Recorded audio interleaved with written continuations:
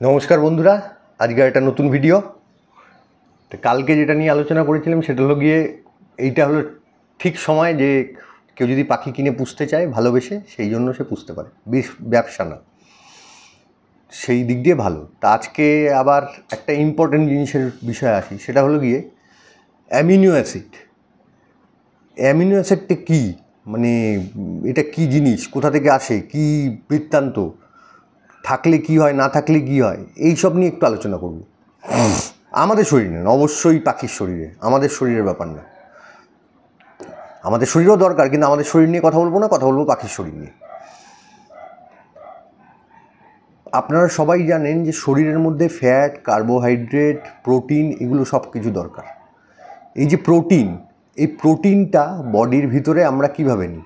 খাবারের মাধ্যমে নিই, কোনো খাবারের মাধ্যমে নিই। এই প্রোটিনটা যখন খাবারের মাধ্যমে যায়, যাওয়ার পরে এটা অ্যামিনো অ্যাসিডে ব্রেকডাউন হয়, মানে ভাগ হয়ে যায়, নানান ধরনের অ্যামিনো অ্যাসিডে ব্রেকডাউন হয়। এই প্রসেসটাকে বলা হয় প্রোটিন সিনথেসিস, মানে ভেঙে যে আরেকটা চেন তৈরি করা, মানে মালা তৈরি করা। এই যে নানান রকম যে অ্যামিনো অ্যাসিড, সেইটা দিয়ে ধরুন একটা মালা তৈরি হয়েছে, ওই মালাটা হলো গিয়ে সবার শরীরে থাকা দরকার, ঠিক আছে?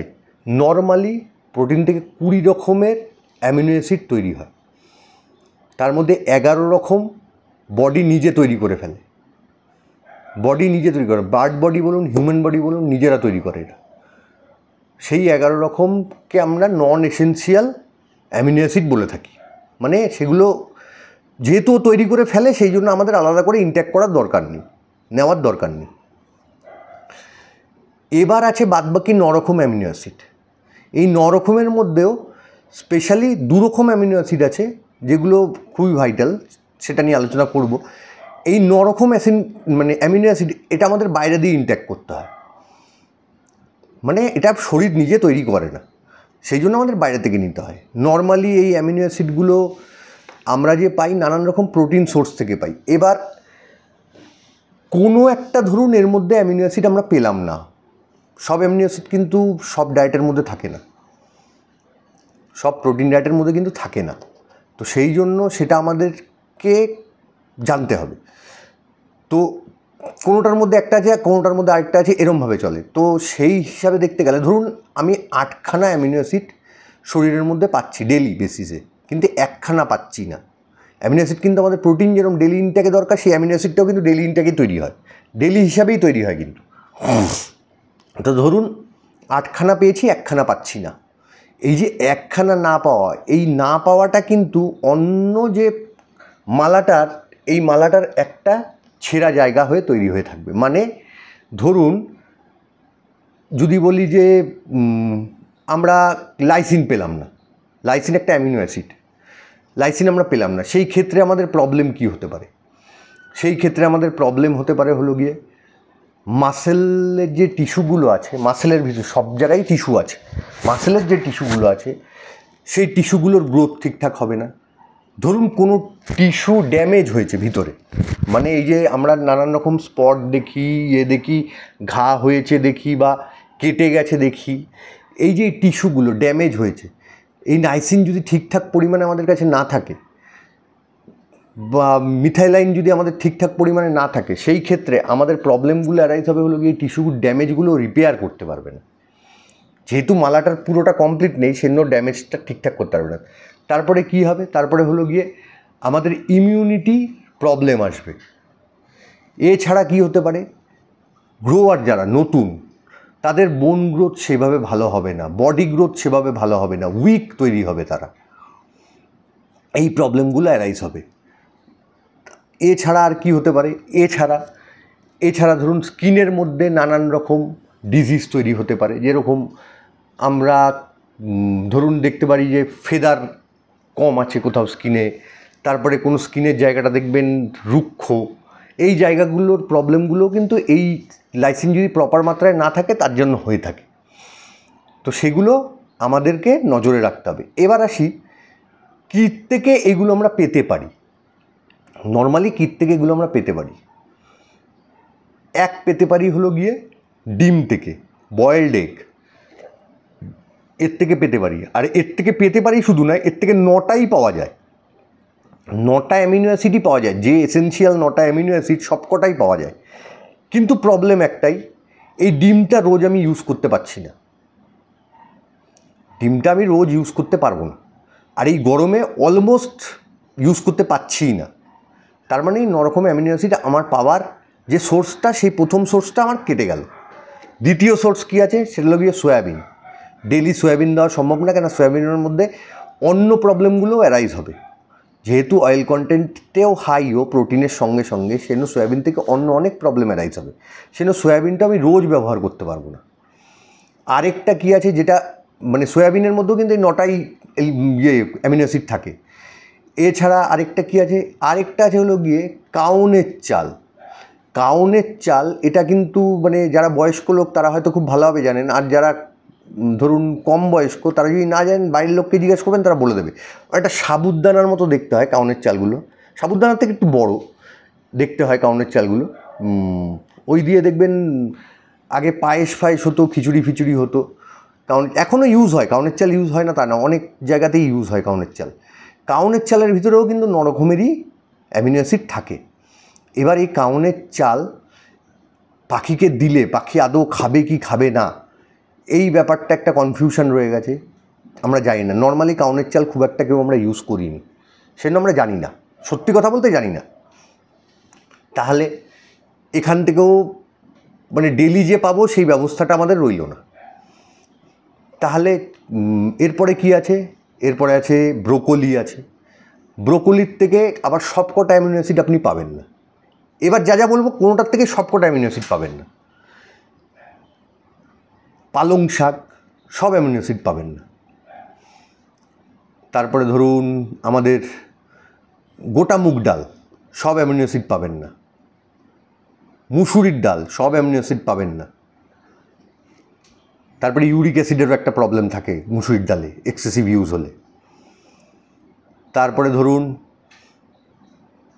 চিকেন, যেটা আমরা নর্মালি রোজ দিয়ে থাকি না, আর সব পাখি খেয়েও থাকে না, সেই জন্য চিকেনটাও আমরা ইউজ করতে পারবো না। চিকেনের মধ্যেও সব থাকে না, কিন্তু থাকে কিছু, সেটাও আমরা ইউজ করতে পারবো না।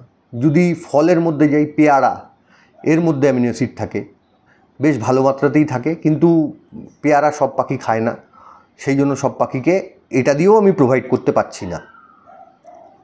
ডালিম, এও সব পাখি খায় না, প্রোভাইড করতে পারবো। কোনো দিক দিয়ে দেখতে গেলে এগুলো সব দিয়ে ওর মানে অসুবিধাগুলো পূরণ হয়ে যাবে, কিন্তু কনুর নিয়ে তো শুধু ভাবলে হবে না, বাদবাকি পাখিরাও রয়ে গেছে, তাদের নিয়েও ভাবতে হবে। তো এটা খায় না, সেটা দিয়েও দিতে পারবো না। মিট মানে রেড মিট যেটাকে বলি আমরা, রেড মিট, মাংস, রেড মিট আমরা ইউজ করতে পারবো না, রেড মিট দেওয়া যায়। এছাড়াও রেড মিটের প্রবলেম অনেক রয়েছে, যেরকম যেটায় স্যাচুরেটেড ফ্যাট বেশি থাকবে সেইখানে প্রবলেম হয়ে যাবে। কেন, স্যাচুরেটেড ফ্যাট বেশি থাকলেই আমাদের শরীরে এক্সেসিভ কোলেস্ট্রল তৈরি হবে। কোলেস্ট্রল তৈরি হলে হার্ট ডিজিজ তৈরি হবে, মোটা হওয়ার চান্সেস বেড়ে যাবে। দেখুন, প্রোটিনেরও যে এই যে 20 রকম যে অ্যামিনো অ্যাসিড হয়, তার মধ্যে 11টা শরীর তৈরি করে, 9টা ধরুন বাইরে থেকে নিতে হয়। এক্সেসিভ এটাও ভালো না, এক্সেসিভ এটাও ভালো না, এটাও কিন্তু এক্সেসিভ না ভালো। দেখুন, যেটা প্রোটিন যেটা এক্সেস হয় সেটা কনভার্টেড ইনটু ফ্যাট, সেটা এনার্জি প্রোভাইড করবে আপনাকে, আর না হলে শরীরে চর্বি জমাবে, দুটো জিনিস। এই এক্সেসিভ কোনো কিন্তু কি স্যাচুরেটেড ফ্যাট যেগুলোতে বেশি আছে সেই জিনিসগুলো যতটা কম ইউজ করা যায় সেই দিক দিয়েই ভালো। এছাড়া বাদবাকি যদি বলতে হয়, তাহলে ধরুন আমাদের ইয়েতে বাকুইট, এর মধ্যে অ্যামিনো অ্যাসিড থাকে, হেম্প সিড, এর মধ্যে অ্যামিনো অ্যাসিড থাকে, কিন্তু কি এগুলো সব কিন্তু সব পাখির জন্য ইউজ হয় না। সেইখানে সেই ঘুরে ফিরে দাঁড়িয়ে আমাদের এই অ্যামিনো অ্যাসিডটা যদি পূরণ করতে হয় প্রপারলি, 9টা অ্যামিনো অ্যাসিড যে বাইরের দিয়ে লাগে সেটা যদি ডেলি ইনটেকে আমাদের পূরণ করতে হয়, তাহলে আমাদের অ্যামিনো অ্যাসিডের কোনো সাপ্লিমেন্ট ইউজ করতে হবে। লাইসিন যেটা বলছি, লাইসিন কিন্তু মাল্টিভিটামিনের মধ্যে থাকে, কিন্তু মাল্টিভিটামিন রোজ ইউজ করা সম্ভব না। তার মানে সেপারেট অ্যামিনো অ্যাসিড আমাকে ইউজ করতে হবে, যেটার মধ্যে বি কমপ্লেক্স থাকলে কোনো অসুবিধা নেই। কেন, দেখুন, এক্সেসিভ ভিটামিন যেটা হয় সেটা ইউরিনেশনের মাধ্যমে বেরিয়ে চলে যায়, ঠিক আছে? সেই জন্য ভিটামিন কম্পাউন্ডগুলো যদি থাকে কোনো অসুবিধা নেই, বি কমপ্লেক্স ভিটামিনগুলো সেই জন্য থাকলে ওগুলো নিয়ে কোনো অসুবিধা নেই। এছাড়া ধরুন তার মধ্যে যদি জিঙ্ক, কপার, ম্যাগনেসিয়াম, মিনারেলসগুলো থাকে সব, তাহলে তো আরও ভালো, কোনো অসুবিধাই নেই সেখানে। তো সেরকম আমাদের একটা দেখতে হবে যে এরকম অ্যামিনো অ্যাসিড আমরা কিসে পাবো। তো এরকম অ্যামিনো অ্যাসিড পাওয়ার জন্য নানান প্রোডাক্ট রয়েছে, কিন্তু সেটা আপনার চুজ করার ব্যাপার, আপনি কোনটা ইউজ করবেন, কোনটা আপনার ভালো লাগবে। ভেটেরিনারিও রয়েছে, হিউম্যানও রয়েছে, এবার আপনার চয়েসের উপরে যে আপনি কোনটা চুজ করবেন। অ্যামিনো অ্যাসিড না হলে কি প্রবলেম হয় সেগুলো বললাম। এবার যাতেই প্রবলেমগুলো না হয়, দেখুন ইমিউনিটি কোনো পাখির যদি কমে যায়, সেই পাখিটা সুস্থতার থেকে বাইরে চলে যাচ্ছে, এটা তো আমরা খুব ভালোভাবে বুঝতে পারছি। তা আমাদের প্রথম গোলটা কি, যে পাখিটাকে সুস্থ রাখা।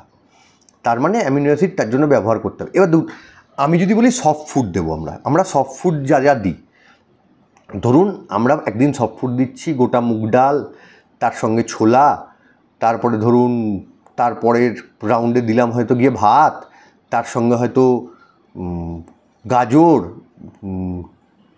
কোনো একটা ওই লাউ ফাউ কিছু জাতীয় বা কুমড়ো জাতীয় কিছু একটা দিলাম, মানে চাল কুমড়ো ফাল কুমড়ো এই জাতীয় কিছু দিলাম, এই গরমের কথা বলছি, এইসব দিলাম। আর এমনি খেতে দানা দিলাম।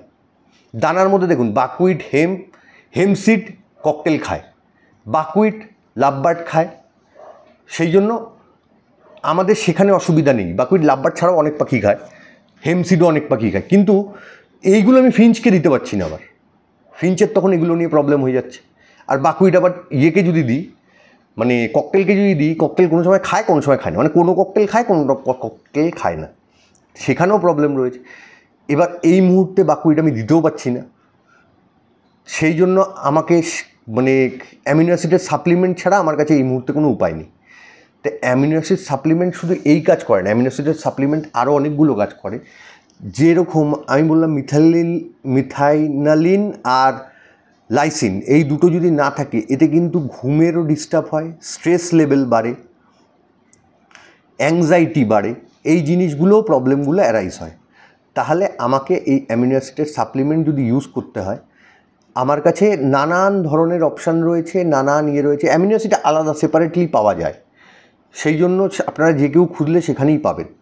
আমি এক ধরন ইউজ করি, আপনাকে সে ধরনই ইউজ করতে হবে এমন কোনো কথা নেই। আমি গ্রোওয়েলের অ্যামিউনো পাওয়ার ইউজ করি। এবার আপনাদের সেটা ইউজ করতে হবে এমন কোনো কথা নেই, আপনারা অন্য অ্যামিনো অ্যাসিডও ইউজ করতে পারেন, কিন্তু কি এই 9টা এসেনশিয়াল অ্যামিনো অ্যাসিড সেটার মধ্যে আছে কি না সেটা আপনাদের দেখে নিতে হবে। যদি এই 9টা অ্যামিনো অ্যাসিডের ব্যাপারে যদি আমাকে বলেন যে না আপনি নামগুলো লিখে দিন, সে আমি নয় নামগুলো লিখে দেবো, কোনো অসুবিধা নেই। আমার বলার বক্তব্য এটাই যে অ্যামিনো অ্যাসিড কিন্তু অসম্ভবভাবে দরকার প্রোটিনটাকে ব্রেক করার জন্য। প্রোটিন নিলাম, কিন্তু প্রোটিনটার তো কাজ করাতে হবে। প্রোটিনটা দেখুন প্রত্যেকটা জিনিসে প্রোটিনের কাজ হয়, সে ব্লাড ভেসেল থেকে নিয়ে নর্মাল টিস্যু থেকে নিয়ে প্রত্যেক জায়গায় প্রোটিনের দরকার আছে। এক্সেসিভ প্রোটিন নেওয়ার আবার প্রবলেমও আছে কিছু, এক্সেসিভ প্রোটিন নেওয়ার প্রবলেম, কিন্তু কি যেগুলো স্যাচুরেটেড ফ্যাট বেশি সেগুলোতে প্রবলেম আছে, যেরকম কিডনি ডিজিজ হয়ে যেতে পারে, ডায়রিয়া হয়ে যেতে পারে, কিন্তু কি সেগুলো স্যাচুরেটেড ফ্যাট যেগুলোতে হাই আছে। নর্মালি সয়াবিন, কাউনের চাল, তারপরে ধরুন এগ, এগুলোর মধ্যে স্যাচুরেটেড ফ্যাট খুব হাই থাকে না, আনস্যাচুরেটেড ফ্যাটটাই নর্মালি থাকে। তো সেই জন্য সেই ইয়েগুলো মাথায় রেখে অ্যামিনো অ্যাসিডের অবশ্যই একটা যোগান রাখবেন, যে যেদিন হয়তো যেই জিনিসগুলো দিতে পারছেন না সেই জায়গায় অ্যামিনো অ্যাসিডটাকে ইউজ করতে পারলেন, যাতে ওদের প্রবলেমগুলো কম অ্যারাইজ হয়। আমি বলছি না যে সাপ্লিমেন্ট ডেলি ইউজ করুন, সাপ্লিমেন্ট কিন্তু এমার্জেন্সি পারপাস অলওয়েজ। সাপ্লিমেন্ট যে কোনো সাপ্লিমেন্ট হলো এমার্জেন্সি পারপাস, কিন্তু সাপ্লিমেন্ট রাখাটা খুব দরকার। কেন আমার এমন দিন হতেই পারে যেদিন আমি যেগুলো দিচ্ছি তার মধ্যে প্রপার অ্যামিনো অ্যাসিড যাচ্ছে না, তো সেই ক্ষেত্রে আমি অ্যামিনো অ্যাসিডটাকে অ্যাড করে ওদের দেবো। জলে মিশিয়ে দিতে পারি, সব ফুডে মিশিয়ে দিতে পারি, যেটা ইচ্ছা সেভাবে দেবো আমি ওকে। আমার বলার কারণ এটাই যে অ্যামিনো অ্যাসিড কিন্তু মানে প্রোটিন ব্রেক করে যে অ্যামিনো অ্যাসিড তৈরি হবে, এছাড়াও শুধু তাই না, নাইট্রোজেন, অ্যামিনো অ্যাসিডের ভিতরে নাইট্রোজেন থাকে। এই প্রপার যদি 9টাই যদি আপনি না পান, 11টা তো তৈরি হয়ে গেছে, আর এই যদি 9টা কমপ্লিট না হয়, তাহলে নাইট্রোজেন লেভেল বেড়ে গেলেও কিন্তু শরীরে অনেক অসুবিধা হয়, নাইট্রোজেন লেভেলটাকেও কন্ট্রোল করতে পারবেন। তো সেই জন্যই 9টা যেটাই আছে সেরকম অ্যামিনো অ্যাসিড দেখেই আপনারা ইউজ করবেন। অ্যামিনো অ্যাসিড দরকার এমার্জেন্সিতে ইউজ করার জন্য, সেই জন্য ঘরে অন্তপক্ষে একটা অ্যামিনো অ্যাসিডের ব্যবস্থা রাখবেন। আর এছাড়া আমার কিছু বলার নেই। যদি এরপরেও কিছু জানার থাকে অ্যামিনো অ্যাসিড নিয়ে বা প্রোটিন নিয়ে, এবার দেখুন প্রোটিন, ফ্যাট, কার্বোহাইড্রেট, কোলেস্ট্রল সব কিছু নিয়ে যদি আলাদা বলতে হয়, সেটা একটা আলাদা ভিডিও করা যাবে ওখানে। আমি আজকে অ্যামিনো অ্যাসিড নিয়েই বলবো ঠিক করেছিলাম, সেই জন্যই আপনাদের বললাম কেন দরকার সেটাও বললাম। অ্যামিনো অ্যাসিড এমার্জেন্সিতে কিন্তু ইউজ করতে হয়, এমনও সময় হয় এমার্জেন্সি শুধু না, হয়তো টানা 5-6 দিনও ইউজ করতে হতে পারে, যে সময় বিশেষে আমার কাছে সেই জিনিস নেই, সেই জন্যই অ্যামিনো অ্যাসিডটা আমাকে প্রোভাইড করতে হয়। মানে আমি প্রোটিনের রিপ্লেসমেন্ট প্রোভাইড করছি ওকে,